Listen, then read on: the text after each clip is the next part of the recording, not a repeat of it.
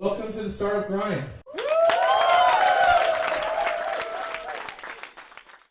want to talk a little bit more about the premium content, because you guys are kind of redefining what premium content is. I mean, a lot of these people have, media startups. What is kind of your value model? Because you guys have your own in-house sales team, right? Yep.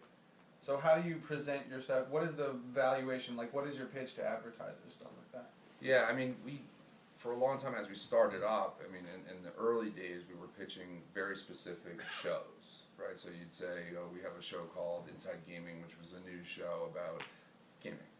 Actually, it started off as Inside Halo, so even that specific. But now we gotten to the point where we're selling the audience and selling the shows, but in a more what I call simpler presentation. So I don't know if you've all heard of Vice, but they just sold a program called Noisy, which is a music channel. I think it was over $10 million to Intel and Dell. And in reality is they were selling the audience around music the way kind of, I would say Red Bull has taken action sports as their audience that they want to own, and Nike's taking professional athletes and use the NBA to get there.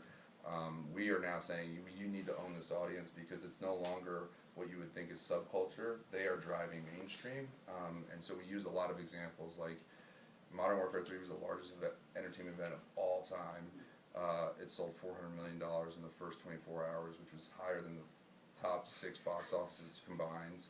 And then in the same month, Avatar was the largest grossing movie of all time.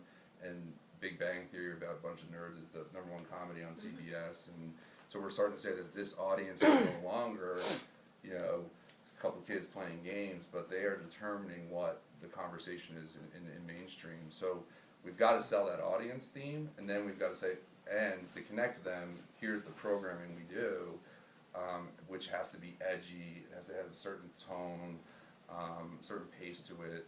So we really stick to that male 18 to 34 programming model and do not diverge at all from it, because once you diverge, your brand starts to get a little bit confusing. So that would be the one suggestion of any startup is say, if I can define my brand, you got to stick with it, or even if you can move, a little bit left or right.